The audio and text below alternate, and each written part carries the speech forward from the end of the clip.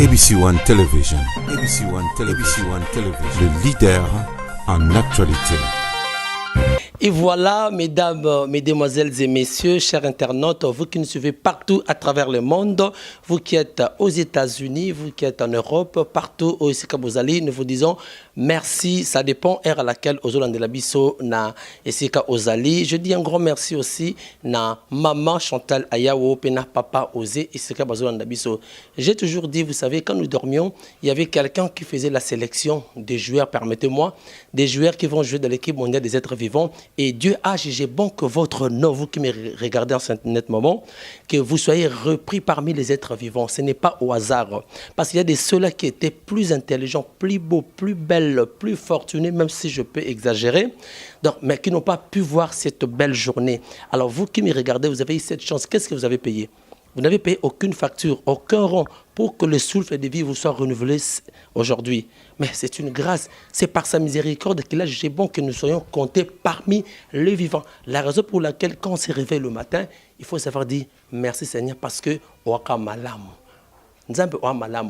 voilà, comme nous l'avons toujours dit, vous êtes branchés sur ABC One Television, autre baka, c'est Jésus-Christ qui est le number one à Wanakatia, chaîne Nabiso ABC One. Merci beaucoup, na maman. Partir, il y a Orléans, Noël Boyembe, Nzama Pambolaye. Oyebi na mokili, eton mutu tolotaka. Les tozo lota, il y a certains rêves automonaka, peut-être et semble à sur la normale. Okoloti ozolia.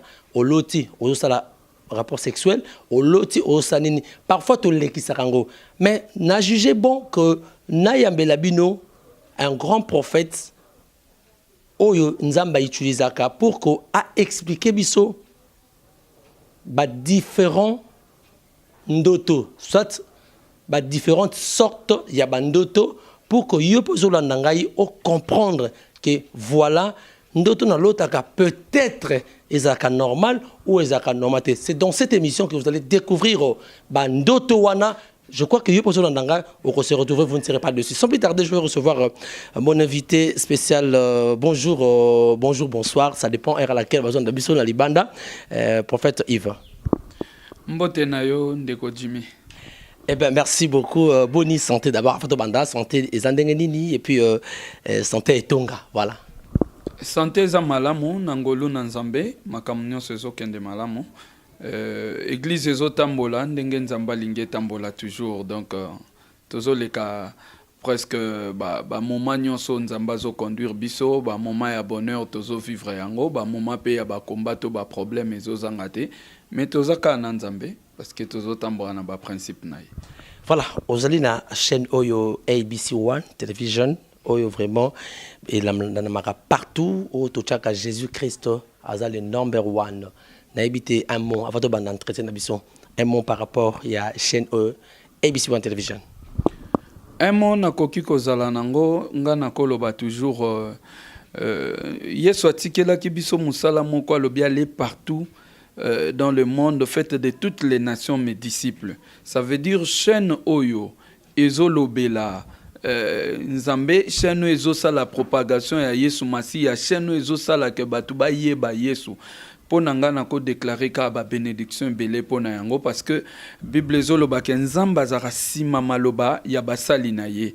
Oh lokola ngana za mosali ya Nzambe eloko ngana ko ikoloba kaka Nzamba pambola chaîne oyo apambola chaîne makasi apambola batu nyonso bazoyeba ko sala musala na kati ya chaîne pour que évangile yeba ko panza na mokili mobimba ezala vraiment chaîne oyo ekoyeba ko bénéficier gloire à Nzambe pe ko mona kembo Nzambe bato bako banda ko landa bi mission oyo to pe bako landa émission oyo bako zala pe béni au nom de Jésus. Voilà, merci beaucoup prophète Yves. Je crois qu'au bénir chaîne Nabiso ABC One Television de Tolobaka, c'est Jésus-Christ est le number one. Jesus is the number one. Merci beaucoup.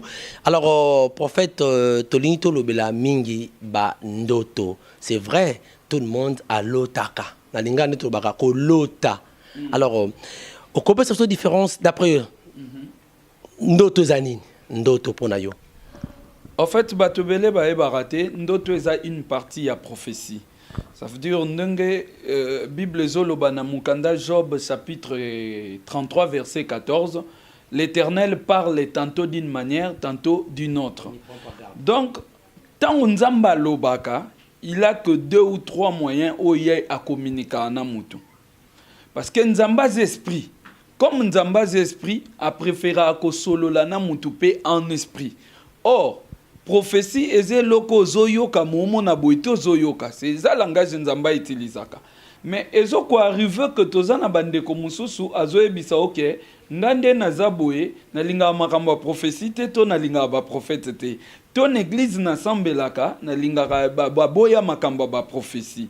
Mais siko mutu wana zekela mwanzambe nzamba zana posa solola na mutu wana nzamba rosani abibo loko la première fois eza prophétie aboyi koyoka il faut na faire passer message na roya na nzela ndoto comme ndoto peza partie moko spirituelle eze lokoyo ezo salama ndenge Job na mukanda Job azoloba lorsque nous sommes livrés à un profond sommeil na moment wana nzamba lobela mutu. Donc ça veut dire eza forme à prophétie moko nzamba zo communiquer et là c'est qui est bien na moment wana Dieu peut parler à n'importe qui au cause à la païen to chrétien mais son nzamba décida lobelo a copier son message na nzela ndoto. Voilà, merci beaucoup, prophète. Je crois que les gens vont comprendre. Notre une partie aussi, il y a prophétie, c'est ça. Oui. Voilà. Alors, perception différence entre songe, rêve, na vision. Oui, en fait, songe, na rêve, et ça presque lokomoko. En fait, nuance moko zo jouer kana parce que rêve c'est plus biloko to créer kango biso moko na ko vanda boy na bandi rêver il faut na bala mwasi tel il faut na somba mutuka tel il faut na koma do eza rêve moko na zo développer et koki koyela nga pe na kati ya butu na mone loko wana mais eloko na spiraki na faire développer ngo na faire naître ngo par ngamoko yango moni ba rêve mingi ezaka collé na ba makanisi hein yango mona blo musumu tabio na loti bote psete eza nango na impact makasite parce que zeloko yo dezo banda olula na moyo oluli mwasi moko tellement mingi na journée na butoko lotaye donc ça n'a rien à voir na nani donc c'est comme ça ba rêve etambolaka plus bongo et cause à la soit na pongi soit pe na cause normal boyezo yelanga mais songe ezalaka kaka langage nzambe kuna ta diable apesa angote parce que ezaka songe langage nzamba lobelaka mutu et songe bible ezoloba que eyaka na moment toza livré na un profond sommeil songe soki olalite ekoyate songe eza ndoto oyo eyaka kaka sokoza ya kolala ndoko yeba kozwa songe. Je crois que tu vas nous comprendre. Mais non. En fait, na rêve, et c'est quand on est dans profond sommeil, on a habité, on a songe, là peut-être, on a comprendre, on a bien te faut, on va expliquer bien. Non, rêve est aussi un profond sommeil. Nako nimba kutuma muke nako zo ape rêve moi nin tout ça, et loko na kanisi et koko ma rêve. Mais songe ezali kambonga na ko kansate songe ezalaka kaka message nzambe nzamba zo pese puis yango yaka na profond sommeil donc yaka eza connexion moko le kaka bongo mais na likambo etali vision wana tozo kende na mukanda Joël kuna bazoloba dans le dernier temps vos jeunes gens auront de visions et le vieillard auront des songes hein donc je crois vision esenga na nukut kolala te. Vision c'est lokomoko tomonaka les images que nous voyons hein vision ko ya soit na ko za pe na pongi soit pe na za debout na otala boy vision e boyo ka souvent ba prophète ba pe sa prophétie ba loba tant na otala nazomona mazane debout so toke na mukanda ya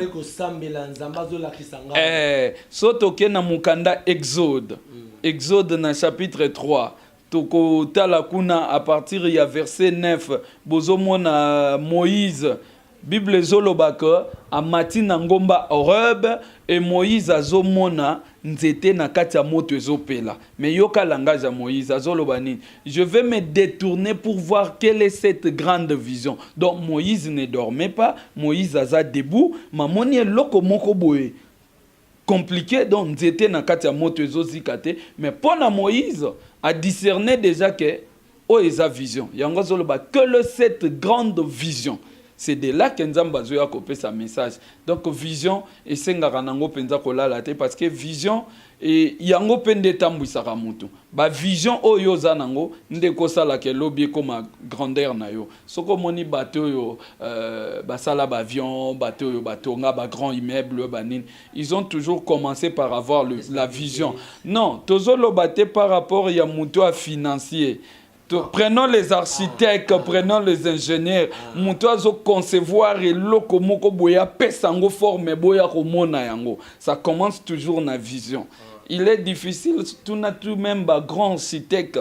Tout n'est est-ce que na classe au tangaki, ba la kisa ki opendandenge nini, ba pesa ki o image à state building, au bate, ba la kisa ki kaka kosa la bâtiment. Mais pour appeler sa forme design immeuble, sa forme ya liki, tout sa forme nini, et sa vision o ya capté, yé moko atali ke loko na osa les à la forme boy. Et ça loko la ba artiste ba sala ba bikeko, hein?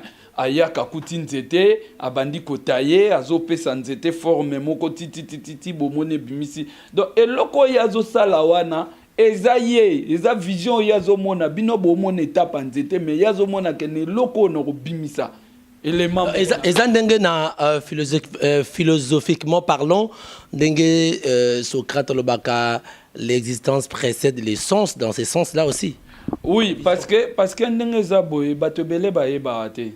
Tout ce que nous voyons, tout, o kiti, o elamba, o nyonso yo monaka na mukili, yeba que na monde spirituel existera déjà. Nzamba zoloba na Moïse azoba Moïse tonga tabernacle d'après les modèles que je t'ai montré. Modèle o Moïse amonaki ngwa. Nzamba memie na ngomba lobitala atali amoni déjà tabernacle construit na monde spirituel banani batonga kyango. Donc ça veut dire c'était quelque chose qui était déjà là mais il y a mon yango na vision. Il faut longolango na monde wana oya nango na monde normal. C'est ça ce qui s'est fait aussi tant mutayaka azo senga nzambe pesanga mwana. Nzamba kela déjà moi si nyonso akoza les combattre ndenge bible zo bana mboka nanga moi sa kozanga kobota kozala te.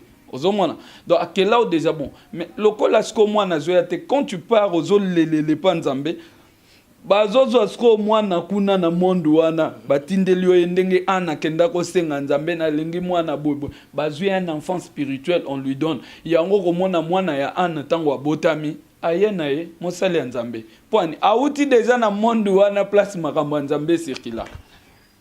C'est ça la vision.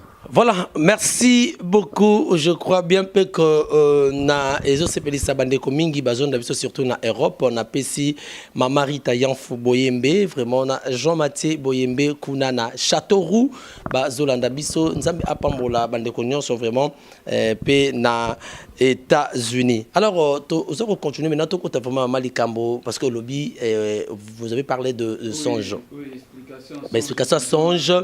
Vision, na rêve, je crois que vous comprendre. Alors, prophète Yebisa Biso Sikoyo, ba former ba songe. Parce que Moutounio Tolobara ngana lotaka. Parce que au moi ko lobango mais au côté na openya nante. Que ngana lotaka. Alors ko lota neni motoré ba ke ndoto na loti. Eza ndota forme boye, ça doit être interprété de cette manière et puis ezama ben ou bien ezama l'amour, je crois to yebamna. Comment ça se passe? En fait, soto bito lobela, ba songe eza na ba dimension yebele. Na niveau ya ba songe ndeto loba na lingala tobenga ngondoto. To komona ke ba particularités ebele. Mais compte tenu na yebi que nzamba osala biso ngolu to kozala na plusieurs émissions ba koyeba kozwa. Mais na linga kito martelé, oui, nanga kito martelé nano na série oyo to lobela plus ba cauchemar, bandoto o ezalaka effrayant, bandoto o ezalaka ke okola mukana tongo komi souci, hein, ozoka mutu azoba ke ba apeso mbote mama boni ozana kimia te makamna moni lelo na ndoto nanga ezangi singa kimia. Donc yango nde peut-être na linga kito lobela, peut-être na ba terme en français nde bazo benga ngo ba cauchemar, ezandoto, mais ndoto moko ela musinga ne sengote. Na kati ya ndoto na moni makamoko sepeli singa ite. Tozokende na mukanda na Nzambe, toza na mukanda Daniel chapitre 4 à partir à premier verset, okodiye bakotanga o avancer okomona.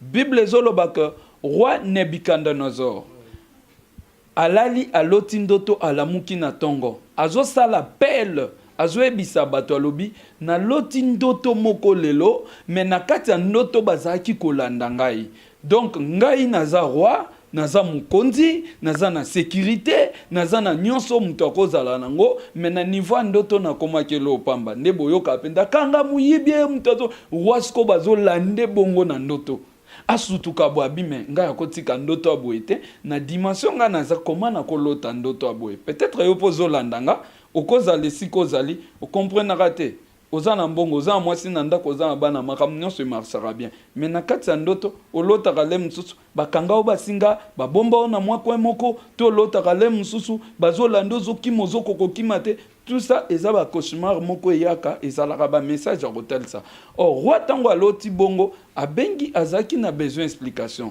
soki roi azoloba que je vivais tranquillement et heureux dans mon palais. C'est qu'il ne manquait de rien. Mais un roi comme ça, azoba que loko aboina kotikate à combien plus forte. Yo peut-être nano combien t'as un niveau ya prince te pour roi déjà azoluka explication yo zo négliger ndoto. Mais nazaki koloba que soki roi oyo azana tout le pouvoir azana mbongo azana ba capacité nyonso.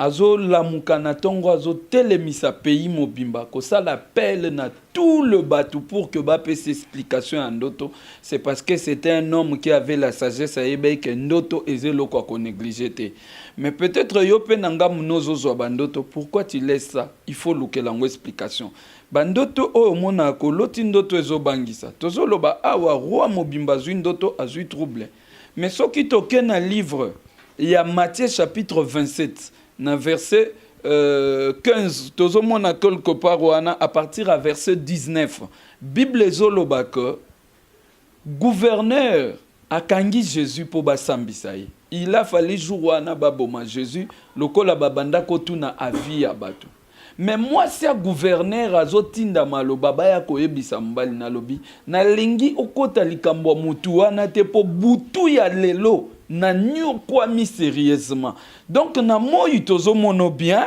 patron un grand monsieur une grande dame mais na butu ozu souffrance moi ça zoloba ke na souffrir na ndoto donc na zu menace na zu ba frappe makambo belé comme elinga na kati ya ndoto et comme la rappé bato belé ozoloba mais comment se fait-il na normal boy na zara bien mais na bandoto na lotaka ba pepisanga ba wese na bandoto na lotaka naza na ba wenze nazo kombola nazo saba misala moko ya ba esclave donc il y a un problème c'est qu'il y a un message profond au nzamba zolobelo na katiwa.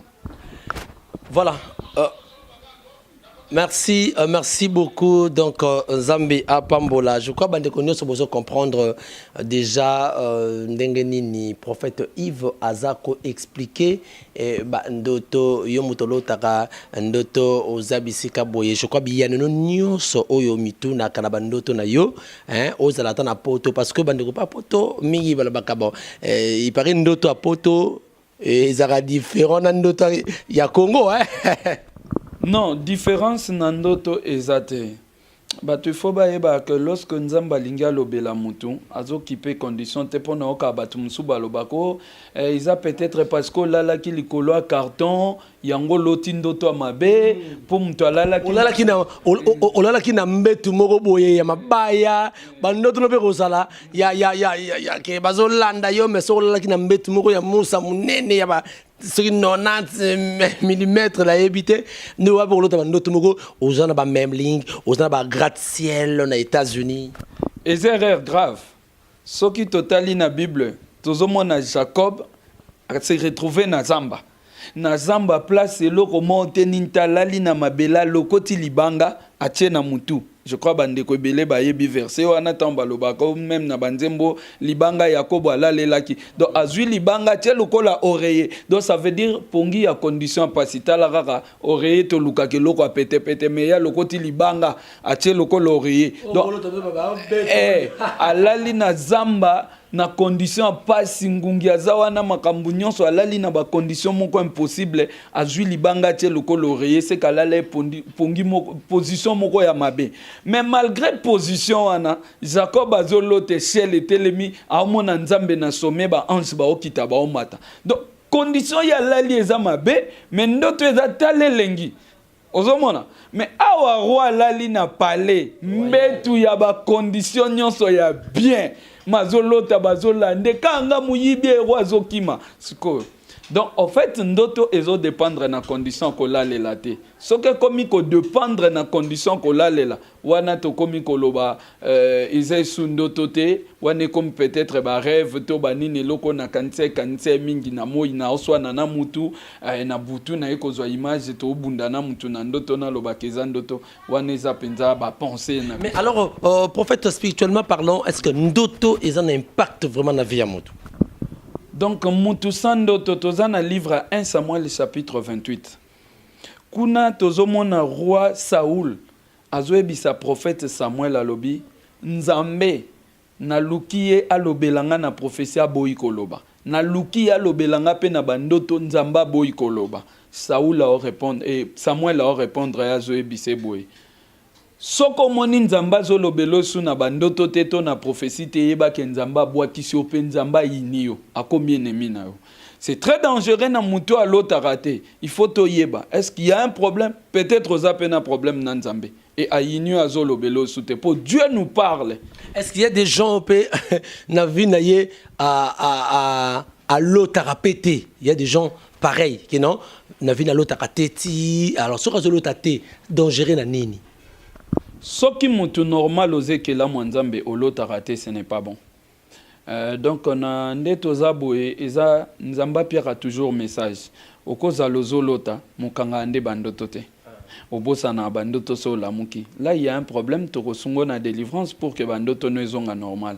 Parce que diable azara malin ayebi que ndoto oyo mutu aloti soki to tikiye akanga yango akoluka explication et kozala pe porte ya ouverture. Je crois bandeko bazolanda biso na niveau ya États-Unis bayebi likambo na zolobeza lukuta te za vrai. Mutu asala dentifrice Colgate azo formule na ndoto. Mais admettons siko soki akanga ka ndoto na été. Mbelelelo aza millionnaire place à comité. Or akanga ka ndoto na etango memi formule ndoto ne et pas bateau ba limbola batali babite o eza bloko ba chimiste akepa ba chimiste ba produisa dentifrice wana le lieu commissaire place a commis nzamba koza la zola kisa na banda ko ebisa bandeko même na niveau église na lobby boy omoni bandoto oto mona ka souvent zomona ozana mutu ko uto somba oloti ndoto zana mbongo nona ba poche molamuki na tongo ezate. Dieu est en train de te dire tout ce que tu vois. Et ça déjà bloko ya pesa o mekangami na monde spirituel. Quant à yosko olukaba sungayo comment matérialiser nde na ebisaki yo biloko nyonso to monaka na monde spirituel ezalaka déjà. Ezalaka siko il faut ko luka ko ramenango na monde. C'est ça. ABC One Television. ABC One Television. Le leader en actualité.